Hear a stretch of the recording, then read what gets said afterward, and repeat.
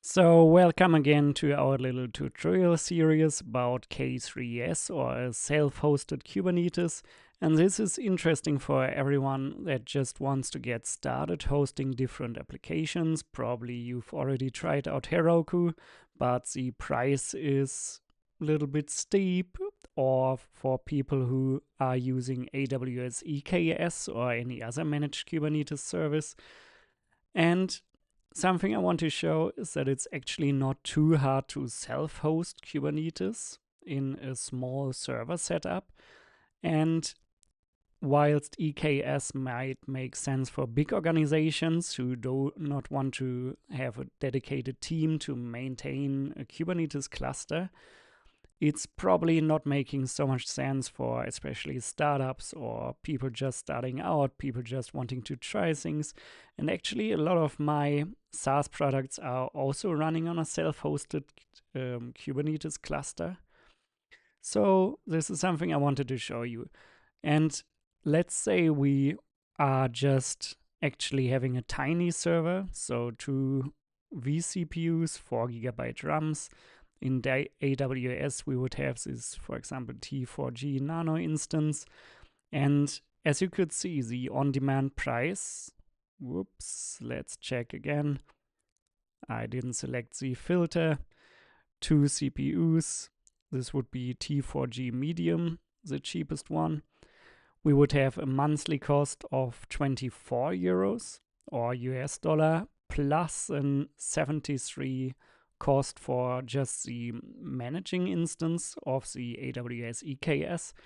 And as you can see, even though this is a tiny server, we are actually reaching high monthly costs and even 1,000 US dollars per year. And I will actually show you a way how you can get this down to 3 euros per month without compromising on hosting provider quality. And what we will be doing is using K3s, which is a distribution of Kubernetes, to install it on a VPS instance to create an own kind of Kubernetes cluster, even though this will be just a one node setup, meaning we will just have one instance running. It's quite easy to add other agents to this Kubernetes cluster, but that will be part of another tutorial. For now, I just want to show you how to get up and running in 5 to 10 minutes, I would say.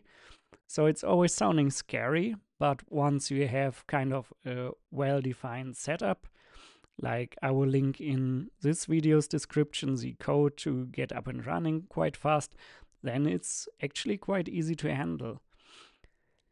And how we will be doing this: first, we are going to install the K3s distribution of Kubernetes on our server.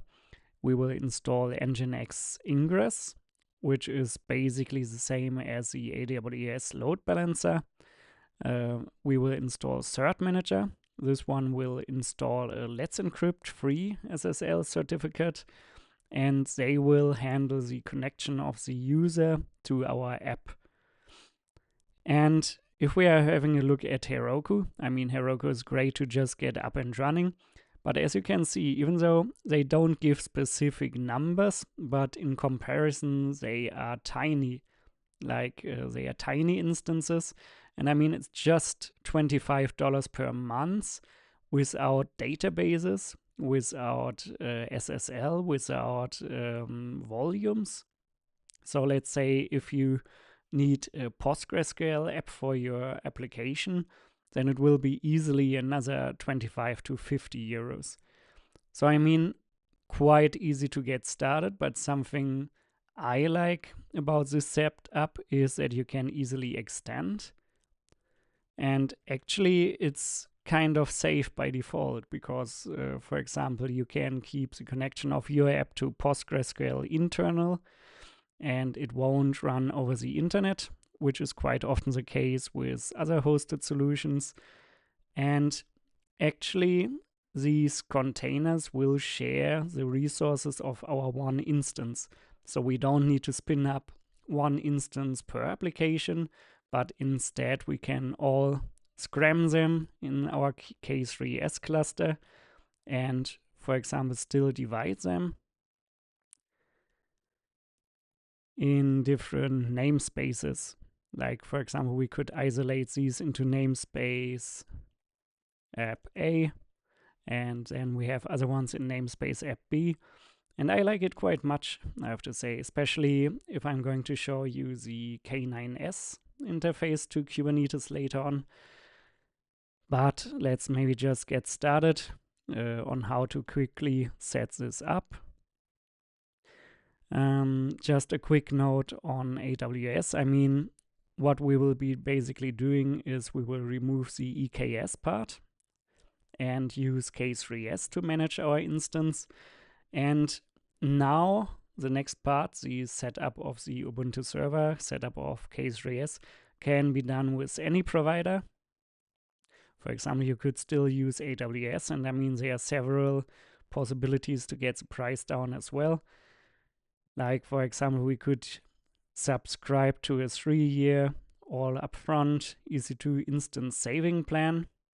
Even though we will commit for 3 years, this will run the cost down to around 9 euros per month per instance.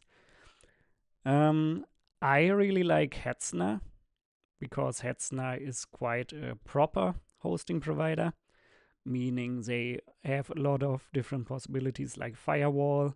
You could still use load balancers and whatever. So they are already having a quiet package for a cloud hosting environment and are quite safe. And especially in comparison, servers are quite cheap. Let's take a quick look. For example, 2 vCPU, 4 GB RAM would be 3.29 euros per month. And if we would want to get this even further down, all right, that's exactly what I wanted to visit. We could head over to Server Hunter. And this is quite a good website to filter for worldwide servers. Like, for example, this one, 2 CPUs. Here, memory, 4 GB RAM would cost us $4.84 per month. But as you can see, this is worldwide, so not sure if you want to be hosting in Russia right now. That is why I would recommend Hetzner. And like I said, as we are building our own Kubernetes, we do not need a load balancer, which would already run at least €5.39. In AWS, it will be even more money. And we have 3 firewalls and a quite cheap volume if we would require it. But as I said, as we are using K3s, we just have to pay for the node. There are several limitations though. If we are using the one node setup, we of course don't have disaster recovery. Like, let's say one node crashes and we only have one in our cluster, then of course everything is gone. And as I will not install any volume manager right now, it will use the volume manager rancher local. And what that means is we are just using a local path on this node. So for example, if we would join another node into our cluster, each volume manager would be local. Just keep that in mind. I'm having another tutorial where we are going to implement another volume manager that shares these volumes between nodes. But as I said, for now, just simple way to get started. We will build this. All right, like I said, you could now use whatever VPS or hosting provider, but I will continue with Hetzner. Also, I will include a referral link in the description below. So if you want to give me a coffee for my efforts, feel free to use that one. If not, yeah, it's okay. And we will click on server, new server. Location doesn't really matter. For now, we will use Ubuntu, but you can use another one. We could compare ARM64. because sometimes they are even cheaper, but keep in mind that not every Docker or program currently offers ARM as a backend. As the prices are the same, I will prefer the Intel AMD x86 architecture. And we will scroll down. We will need an IP4 version 4. This will be 50 cents per month. I mean, for if you really want to save money, you could just skip the IP4, but there will be problems probably with networking later on. So I would recommend using that one, IP version 6. And now the SSH key part. This is usually done by AWS automatically. In the case of Hetzner or probably your hosting provider, you would need to generate one. And for this, let's have a look into the GitHub repository. It's in the description as well. And how we are going to generate an SSH key is with this command, ssh-keygen, and then we are specifying a folder, my SSH folder, df tutorial. This one exists, I will override it, just press enter. And now we will have a public and a local key. And the public key is meant to be shared with the hosting provider, and the private key will remain on your machine. As you can imagine, like there's a typical metaphor for this. Like just imagine your key, like your door key being the private key, and the public key being the key, the key lock of your home door. And that means everyone can see your home door, but no one can see your private key, or shouldn't see it. I mean, I know this is heavily simplified, but that's basically how it works. So now we would need to grab the public key. And for that, I like to use the cut command in the terminal, but of course you could navigate to the SSH folder. Make sure that you're choosing the public one with .pub at the end and not the private one. This one would have no extension. And on Mac, you could type /pb copy, and this copies the key to your console. But I mean, of course, you could also just use whatever text editor. For example, now Visual Studio Code. And this is a key we want to grab. So just copy paste, add SSH key. I will define it as standard key because this is a one-time setup. We don't need to do it every time. And then it's added. We don't need a volume for now. Firewall we will skip for now. And then we can check the costs again. So this will be €3.79 per month. This is paid or charged per hour. So let's say if we will delete it later on, we will just pay for the time we used it. I will create one. This will take a minute. We can already prepare our SSH connection. So in our terminal, we will type SSH-I, which defines the location of our key. Remember to type in the private key, so without pub at the end. Hetzner is reusing root as a user, default user. AWS is the typical EC2- user, but for now you can just type root @ and then we would need the IP address of our server. And then just hit enter, type yes, as this is the first connection. And then we are connected to our server. Now, I would recommend now, or at least in the end of the video, if you're really going to use this server, my server hardening guide, because this will set up an internal firewall, activate automatic updates, upgrades of the system to install security patches and so on. But for now, we can just leave it at that. And installing K3s is quite easy. They are offering a quick start, for example, in here. Let's have a look.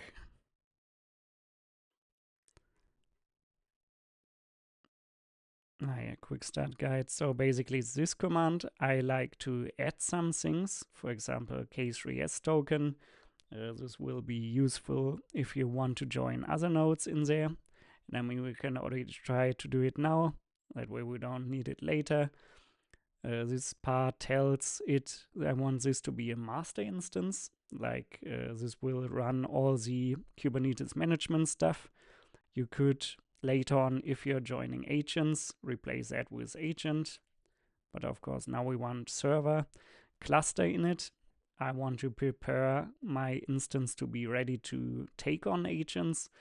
And this is something I like to do, disable traffic, because usually traffic would be included. And I mean, it's a great, definitely great plugin for Kubernetes. But as we are using the NGINX Ingress, and that is basically the same functionality as traffic, we will use, or we will disable traffic. So now I will copy this command to my server, press enter, and this will take just around a minute, I would say.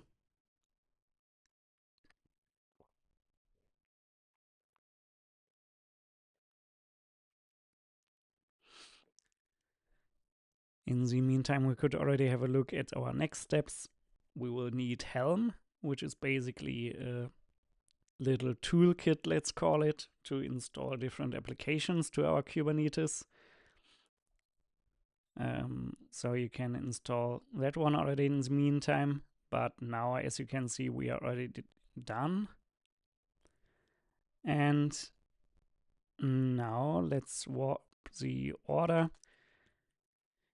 We will need our K3s config. And as you might know from probably if you've worked with Kubernetes before, this is just basically credentials, because of course not everyone should be allowed to connect to our server. And therefore we are having a certificate information for our server and a user.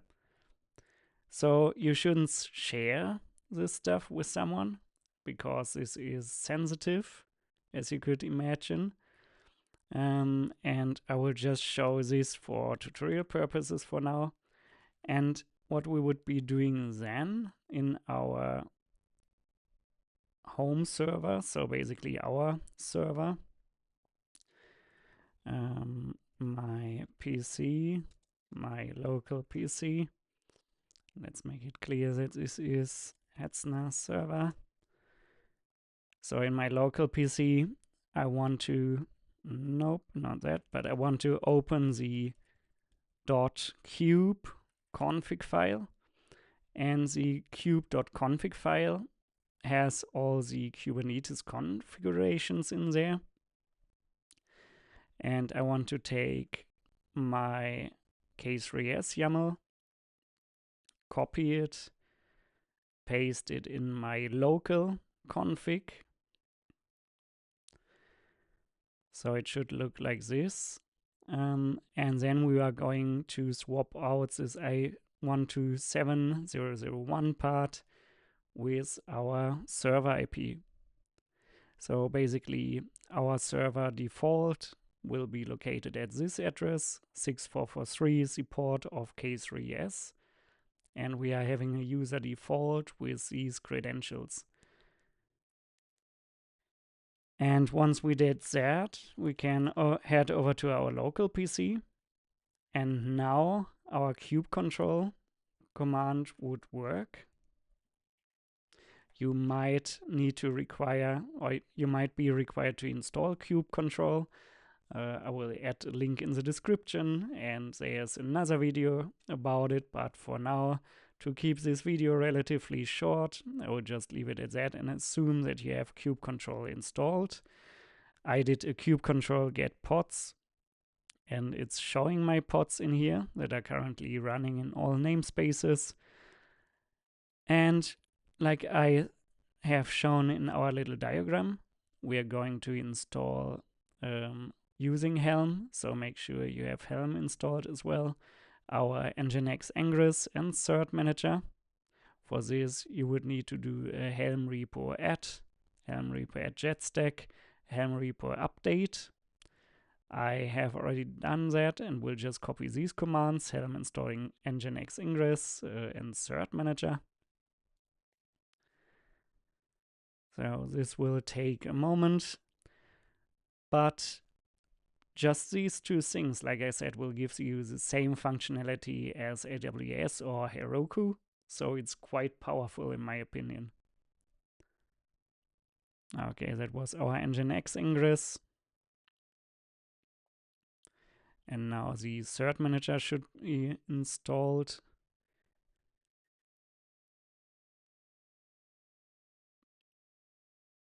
And we can already take a look at the cluster issuer. This is again a one-time setup. It's basically telling Cert-Manager which email will be used for our Let's Encrypt certificate. So you can just use this one from the repository, swap out my email, insert your email. Then we can do kube control apply, Kubernetes self-made cluster issuer. And then it's saying cluster manager, cluster issuer, Cert-Manager created. So this gives us now the possibility to get free Let's Encrypt certificates with our deployments. And that is basically all the setup that needed to be done. Now we are going to install a little NGINX deployment just to verify if everything worked. And that one consists out of a deployment. So I'm not sure if you're used to using Kubernetes, but you're just specifying the image over here that you want to be using. Deployment, service, an internal service for our NGINX. And then the important part would be the ingress part, because in here you're telling the Cert-Manager that you want to use the Let's Encrypt prod cluster issuer that we just created some minutes before. Ingress class name NGINX, you're telling it where you want to connect to. So this would be our NGINX service port 80. And then you have these two parts, the host and TLS host section. And in here, you're going to type in which domain you want to use. And actually, you can forward a wildcard domain, wildcard.k3s. whatever your domain name is, to your server. And that way, without going to your name provider, you can just forward whatever address you want in the future to Kubernetes. So for example, if there would be multiple apps in here, I could now easily say test-API. That one is forwarding to API service, port 8000. And then you wouldn't need to go to your registrar again. You can just create, together with free certificates, different distributions. And that is actually quite nice in my opinion, and it works faster than in AWS or in Heroku even, in my opinion. So that's quite nice. And to set up this wildcard forward, I will head to my registrar. In my case, that is Namecheap. Let me quickly log in. All right. And for now, I'm using a domain of one of my SaaS, software as a service apps, DocuChat. And in here, we want to create one A record, wildcard.k3s, and point it to our server instance, server IP. And an AAAA record, this is for IP version 6, to the IP version 6 address of our server. You might have to delete the last parts in the case of Hetzner. And save. And like I said, now we can create unlimited apps and domains with these ingresses in Kubernetes and do not need to go to our registrar again. And that is quite nice in my opinion. All right. So again, we will have a deployment. In this case, NGINX Alpine, a service and an ingress, where we are telling we want to have this domain name. And then we can just say apply and -f target our file NGINX deployment, and it says created. Now I will use K9s, but you can use kube control to navigate. Like I said, K9s is a nice command line interface to check out your Kubernetes cluster, your deployment, service, and so on. Having a look at these services, we can see that there is one load balancer service of the NGINX controller, and as you can see, the IP is the same like our Hetzner IP. So, like we could see in our diagram, the IP of our Hetzner instance, so this one, will be used by NGINX as an entrance point, and then NGINX is distributing, depending on the path we typed in here, to which app the request should go. And how we could see that is heading over to ingresses, and there's our NGINX Ingress that we created, NGINX App Ingress, class NGINX, and it's forwarding to the NGINX service port 80, like we defined in here. So now, if we are copying this domain, and we are heading over to there, it will need some minutes to grab the certificate, but in the meantime, we can already just go to there. And then, as you can see, I would already have a test.k8 docu-chat. Welcome to NGINX. And from here, there would be, of course, different possibilities. Like now, the next step of our tutorial would be to integrate some kind of version control build pipeline. So that would be CI/CD pipeline. And what that means is we have our code in GitHub, and then on every commit, our version control CI/CD pipeline would trigger a build and a new deployment of our app in our K3s. That is something that is coming out of the box in Heroku, but it's actually not hard at all. You could either use GitLab or GitHub Actions for this. And of course, there are millions of CI/CD tools, but we will go into that in another tutorial. For now, I just wanted to show you that it's actually quite easy to get a service up and running and basically forward one of your domains to your Kubernetes instance, and then you can scram thousands of different pods and apps in there. And as you can see, our little NGINX and the Kubernetes management is just taking 6% of the CPU and 22% of the memory. So there's a lot of space. And that is actually not bad in my opinion for just €3.29 plus our IP4. So like, I don't know, €4, $4 per month compared to our previous estimate of like $100 per month in AWS. And it's actually not too hard. Like many people are scared with the Kubernetes management and Kubernetes install. But yeah, like I said, that is what this tutorial is for. I just wanted to show you that it's quite easy and hope you can get started. Like I said, I will have a lot of other tutorials, especially for the volume management, joining different other servers, setting up our little CI/CD pipeline, all for free on my website. In the repositories, there are different code samples, and I hope that gets you started. So if you want, head over to my website or watch some other videos and yeah, tell me if it helped you. All right, see you soon. Bye.